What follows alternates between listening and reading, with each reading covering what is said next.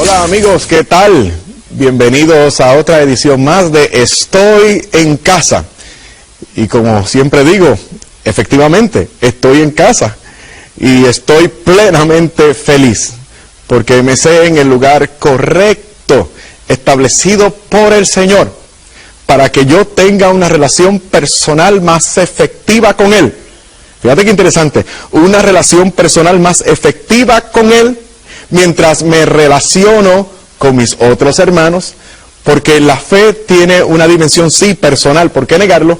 Pero también tiene una dimensión comunitaria, diríamos, eclesial. Y de eso quiero hablarte efectivamente en este programa. O sea, abordando el hecho de que somos una comunidad, de que no nos salvamos solos, ni nos condenamos solos tampoco, siempre va a haber gente que nos acompañe, pues en esos dos caminos estamos siendo acompañados. No nos fijemos ya de lo que no queremos, ¿no? Del infierno y la perdición total. Fijémonos ahora del cielo, que es lo que nos interesa, que es el objetivo nuestro. ¿Qué queremos nosotros? Ser salvos, ¿verdad que sí? Y por eso estamos perseverantes, siempre velando en todo momento, según dice el Evangelio. Porque dice la Biblia que el que perseverare hasta el fin, este será salvo. Por eso dice Mateo 7:21, no todo el que dice Señor, Señor entrará en el reino de los cielos, sino aquel que hace la voluntad de mi Padre. Y por eso San Pablo escribe a Tesalónica diciéndoles, trabajen su salvación con temor y temblor. Claro, tenemos las de ganar, porque Dios quiere, según Primera de Timoteo, capítulo 2, versículo 4, que todos los hombres se salven y lleguen al conocimiento de la verdad. Así que Dios está a nuestro favor. ¿Qué tenemos que hacer nosotros? Abrirnos a esa gracia y colaborar con ella, con buenas obras, con oración. Entonces, para ir al cielo necesitamos la ayuda de la gracia, necesitamos la colaboración nuestra con esa gracia, porque Dios no nos va a imponer lo que nosotros no queremos, porque hemos sido creados libres para ejercer esa libertad y poder optar por Dios o por nuestra perdición. Pero tú y yo hemos optado por Dios y queremos ir al cielo. Así que tenemos la ayuda de Dios, la colaboración nuestra y también la colaboración de nuestros hermanos y de nuestras hermanas. Por eso, camino al cielo, estamos acompañados. La gracia divina, mi colaboración y la colaboración de mis hermanos y mis hermanas. Aquí entonces podemos comenzar a hablar de una realidad maravillosa, hermosa. Una realidad, una creencia que es evidencia del gran amor de Dios. Me refiero al purgatorio. A eso me refiero, al purgatorio. Ahora bien, cuando hablamos acerca del purgatorio, nos van a esbozar una premisa, que como todas las premisas que arguyen en contra de nuestra doctrina, es equivocada. La premisa es, el purgatorio no existe. Sería bueno preguntar, ¿qué es el purgatorio para ti? Recuerda, nunca aceptes una premisa que se arguye o se esgrime para contradecir tu fe, porque esa premisa está siempre equivocada. Entonces sería bueno preguntar, ¿qué entiendes tú por purgatorio? Te van a decir lo mismo que yo decía antes del purgatorio cuando no conocía la fe católica. Y la cosa es que algunos católicos me lo creían y otros no me lo sabían explicar. Pero tú y yo queremos saber todo acerca de las verdades de Dios. Y por eso tú estás viéndome y me estás escuchando, y por eso yo tengo el interés de transmitirte esto que he recibido de Jesucristo a través de la tradición y de la Santa Iglesia Católica. Mira, resulta que esto que arguyen para contradecir nuestra fe en el purgatorio se basa en que el purgatorio para ellos es una segunda oportunidad que reciben los condenados para eventualmente ir al cielo. Eso es lo que se arguye. ¿Qué podemos decir? Tajantemente, eso no es cierto. El purgatorio, escúchame bien, el purgatorio no es una segunda oportunidad que se les da a los condenados para que eventualmente vayan al cielo. Eso no es así. Al purgatorio van solo los que han muerto en gracia delante de Dios, pero que no han logrado la excelencia, no han logrado la santidad absoluta, plena y completa, sin la cual nadie podrá ver al Señor. Entonces, otra cosa que se dice es, pero el purgatorio no está en la Biblia. De hecho, la palabra purgatorio no está en la Biblia. Y como no está en la Biblia, pues no puede ser revelada por Cristo. A lo que respondemos como católicos. Bueno, número uno, nuestro criterio de autoridad no es exclusivamente la Biblia, sino la tradición. Aún así, toda nuestra fe tiene un sólido e inamovible fundamento bíblico. Y a este libro, a este libro hermoso le he dedicado yo toda mi vida. Y si yo he advenido al conocimiento de esta revelación, de esta verdad y de esta iglesia, fue siendo protestante. Y como protestante, yo lo único que quería era la Biblia. Por eso el Espíritu Santo utilizó la Biblia para transmitirme, para presentarme a la iglesia que fijó estos textos sagrados, que es la Santa Iglesia Católica. Así que debemos responder, el purgatorio está en la Biblia. Número dos, el hecho de que el término purgatorio no esté en la Biblia no significa que el purgatorio no existe, porque estoy seguro que la gran mayoría de los hermanos, de mis buenos hermanos protestantes y evangélicos, la gran mayoría de los que me están viendo y escuchando en este momento, creen en la Santísima Trinidad. O sea, en Dios hay una sola esencia, que subsiste en tres divinas personas, Padre o hipóstasis, Padre, Hijo y Espíritu Santo. Creemos, la gran mayoría de ustedes, y yo también como católico, creemos en la Trinidad Beatísima. Ahora bien, búscame la palabra Trinidad en la Biblia. No la vas a encontrar. Nosotros, la gran mayoría de los hermanos evangélicos que me están viendo, y todos los católicos que me están observando, todos nosotros creemos en la encarnación. San Juan 1:14, y el Verbo se hizo carne y habitó entre nosotros y vimos su gloria como la del unigénito del Padre.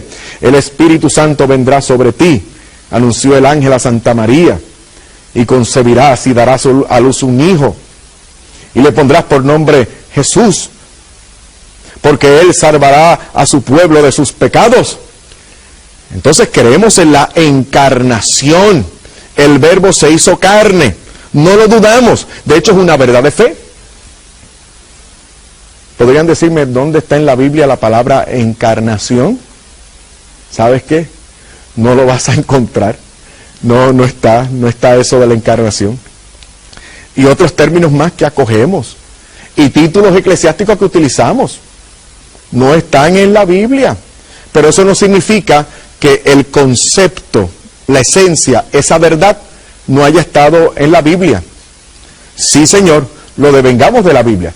¿Cómo podemos comenzar a entender esto? Bueno, vamos a ver qué es lo que dice la iglesia, para establecer lo que verdaderamente dice la iglesia. O sea, que no es la premisa equivocada.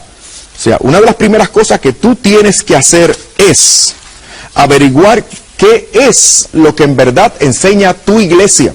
Recuerda, nunca aceptes una premisa que se esgrima para contradecir una verdad de tu fe. Siempre esas premisas están equivocadas. A veces son peligrosas porque contienen medias verdades, pero una media verdad no es una verdad completa. Por lo tanto, hay aquí un ejemplo que utilizo de ordinario. Yo soy Fernando. Yo soy puertorriqueño. Yo, Fernando, que soy puertorriqueño, soy de la ciudad de Bayamón. Yo soy natural, yo vivo en Bayamón. Por lo tanto, todos los puertorriqueños son bayamoneses. Fíjate, te he incluido datos correctos, pero la conclusión fue incorrecta. No todos los puertorriqueños son bayamoneses, lamentablemente para ellos. Bayamón es una gran ciudad y yo estoy muy orgulloso de ser bayamonés, pero no todos los puertorriqueños son bayamoneses. Entonces la conclusión de esa premisa es errónea.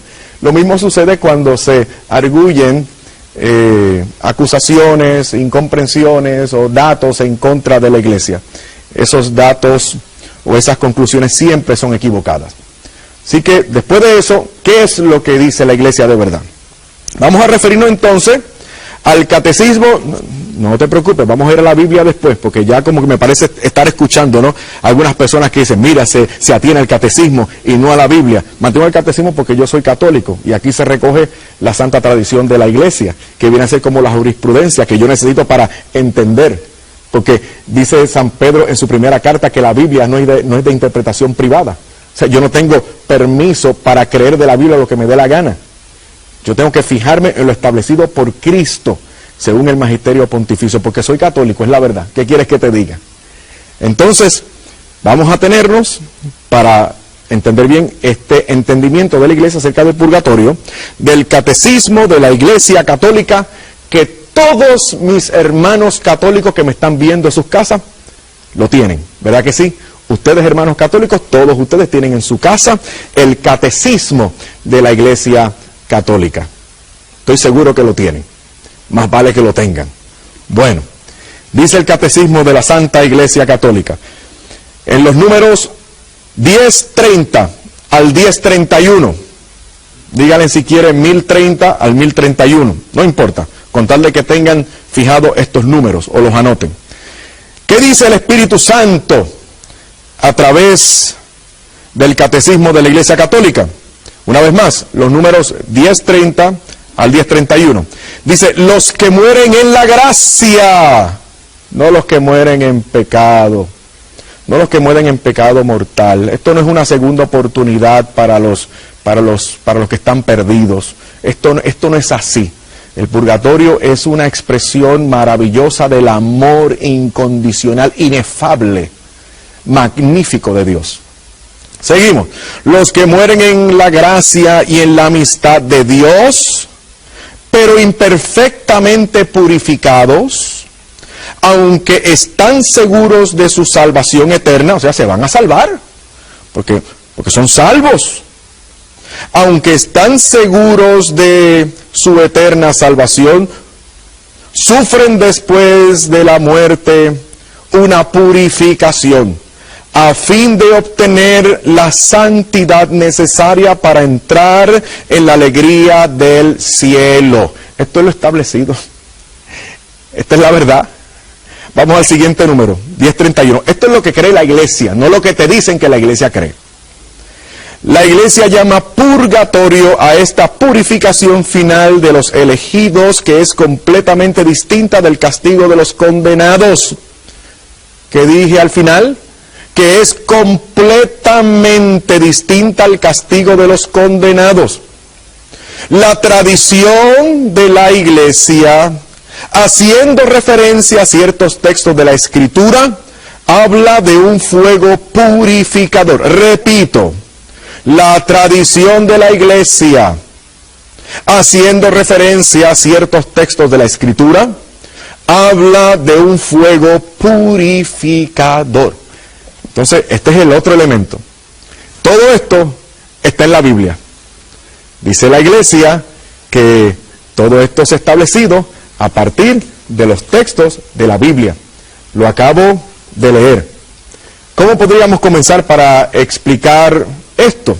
Vamos a comenzar con Apocalipsis capítulo 21, versículo 27. ¿Qué dice?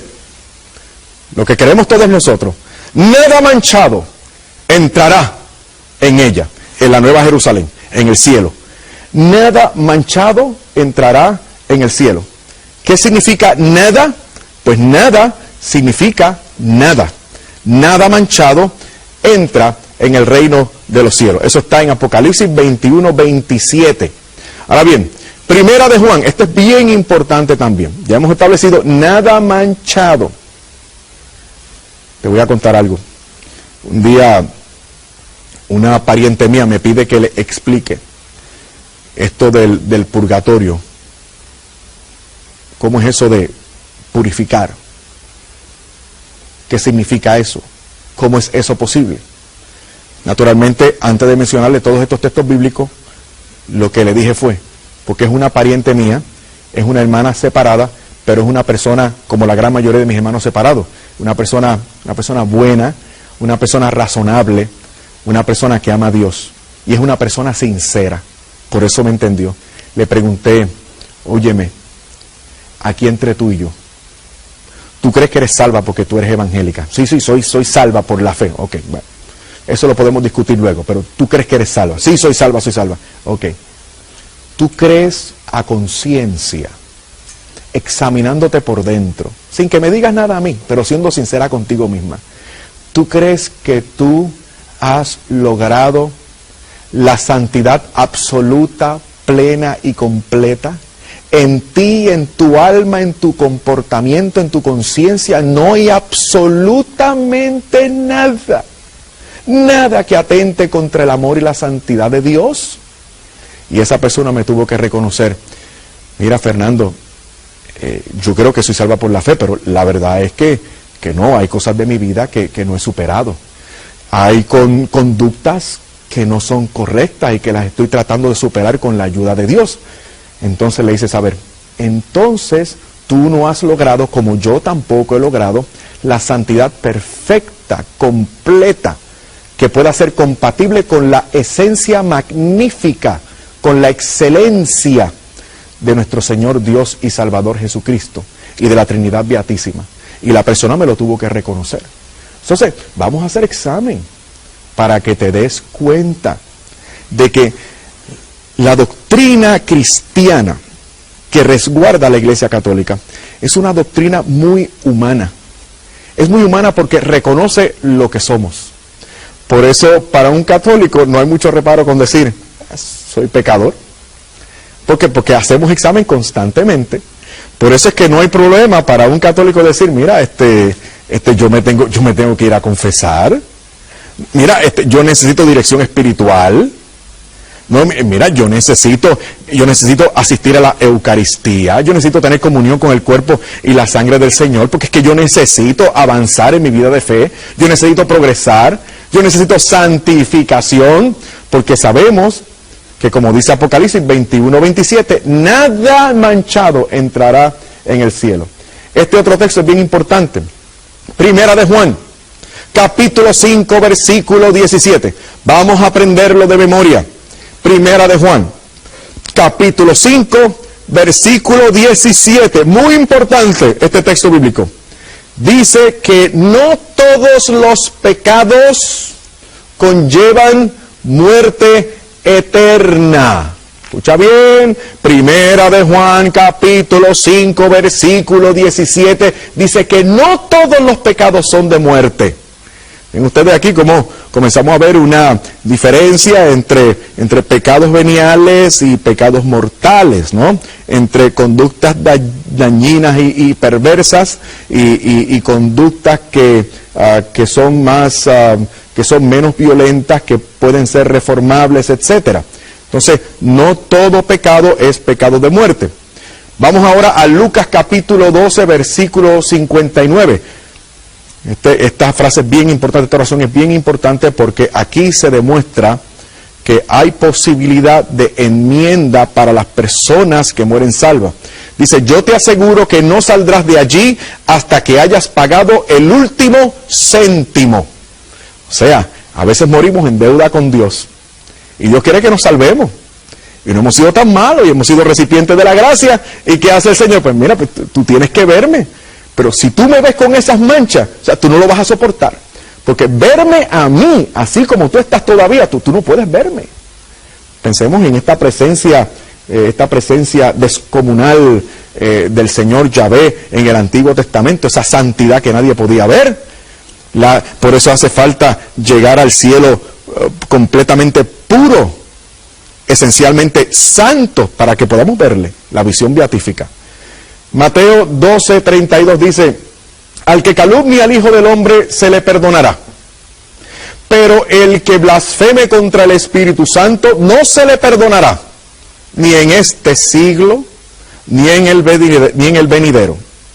No se le perdonará, ni este siglo, ni en este siglo, ni en el venidero. O sea, aquí estamos viendo de que hay un pecado, en este caso la blasfemia del Espíritu Santo, que no es tema de la conversación nuestra entre tú y yo ahora mismo, pero se habla de un pecado que no puede ser perdonado, ni en este siglo, ni en el venidero. ¿Qué significa esto? Que sí hay pecados que pueden ser perdonados eventualmente, no pecados de perdición. No, si te perdiste, Dios no lo quiera, pues ya no hay quien te salve, porque tú no quisiste que nadie te salvara. Pero si mueres en gracia, el Señor, en su amor inefable, incondicional, ha establecido este estado intermedio. El apóstol San Pablo, Primera de Corintios capítulo 3, versículo 15. Vamos a aprenderlo. Primera de Corintios capítulo 3, versículo 15. Dice, pero si la obra se convierte en cenizas, el obrero tendrá que pagar. Se salvará, pero no si pasar por el fuego. Entonces, de ahí utilizamos nosotros la imagen de fuego, que es fuerza, elemento purificador. Fíjate qué interesante. Se va a salvar, pero a duras penas, pasando por el fuego. Esto es bien importante. Primera de Pedro, capítulo 3, versículo 19. Primera de Pedro, capítulo 3, versículo 19. Se habla de un estado intermedio. Allí hay unas personas en ese estado intermedio, repito, Primera de Pedro 3:19, y estas personas en este estado intermedio reciben la intervención de Jesucristo y eventualmente se salvan. Obviamente cuando tú leas te vas a dar cuenta que estas personas ni están en el cielo, por eso el Señor interviene con ellos, no están en el infierno y por eso el Señor interviene con ellos, tampoco están en el cielo porque el Señor les saca a donde está para llevarles al cielo. O sea, esto es un estado intermedio, no es el infierno, tampoco es el cielo. Entonces aquí tenemos evidencia de un estado intermedio. Ahora bien, otro texto bien importante para entender nuestra doctrina, es Segunda de Macabeos, capítulo 12, versículos del 42 al 45. Segunda de Macabeos, capítulo 12, versículos del 42 al 45. Vamos a leer en los instantes que nos quedan, para que ustedes puedan entender. Y recuerden, esto es importante, este libro de Segunda de Macabeos era parte de la Biblia de los primeros cristianos. ¿Ok? La Biblia de los primeros cristianos era el Código de Alejandría, o la Septuaginta, como le llaman algunos. Esa escritura que utilizaban los primeros cristianos, y también los judíos de la diáspora, contenían este libro de Segunda de Macabeo. Y dice, el versículo 42 del capítulo 12 de Segunda de Macabeo, y rezaron al Señor para que perdonara totalmente ese pecado a sus compañeros muertos. El valiente Judas exhortó a sus hombres a que evitaran en adelante tales pecados, pues acababan de ver con sus propios ojos lo que sucedía a los que habían pecado. Efectuó entre los soldados una colecta y entonces envió hasta 2000 monedas de plata a Jerusalén, a fin de que allí se ofreciera un sacrificio por el pecado. Todo esto lo hicieron, mira lo que el Espíritu Santo confirma aquí en la Sagrada Biblia. Todo esto lo hicieron muy bien, inspirados por la creencia de la resurrección. Pues si no hubieran creído que los compañeros caídos iban a resucitar, habría sido cosa inútil y estúpida orar por ellos. Sigo en el versículo 45. Pero creían firmemente en una valiosa recompensa para los que mueren como creyentes. Voy a repetir, pero creían firmemente en una valiosa recompensa para los que mueren como creyentes.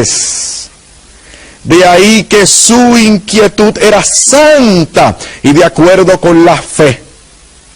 Esta fue la razón por la cual Judas Macabeo, ofreció este sacrificio por los muertos para que fueran perdonados de su pecado. Alabado sea el Señor. Es que el Espíritu Santo no se equivoca. No se equivoca el Espíritu de Dios. Por eso, miren, y ha sido costumbre de los cristianos desde siempre. Cuando vuelvan a Roma, cuando vayan a Roma, Visiten una catacumba, dejen los museos por un momento y la fiesta y la comelata y vayan a las catacumbas. Y allí en las catacumbas van a ver grafitis del siglo I y del siglo II, de la época apostólica. Van a ver tumbas de aquellos primeros cristianos que incluían inscripciones y también grafiti en el sentido de que rogaban por el alma de esa persona sepultada en ese lugar. Esa era la práctica. Ahora bien, si esa era la práctica de aquellos cristianos, evidenciada por la arqueología, la historia, el sentido común y la Biblia, ¿por qué entonces no tenemos escritos primitivos de los primeros autores condenando esa conducta? Si esa era la conducta de aquellos primeros cristianos, como vemos en la Biblia, como vemos en la historia y en la arqueología, ¿por qué los primeros autores cristianos e historiadores no hacen mención de esa costumbre condenándola? ¿Sabe por qué no la condenan? Porque era práctica ordinaria, basada en la fe, basada en la revelación, basada en la Santa Biblia, basada en la fe de la Iglesia. Esa fe de la Iglesia que eventualmente fue puesta por escrito en la Santa Biblia. Alabado sea el Señor. Es realmente magnífico el amor de Dios. Recuerden, el purgatorio es una de las más excelentes y elocuentes demostraciones del amor incondicional de Dios. El Señor nos ayude a lograr el nivel de santidad para poder verle algún día. Que el Señor nos conceda la gracia para poder ser perseverantes. Alabado sea el Señor. Muchas gracias por tu sintonía. Nos vemos pronto. Seguimos en casa.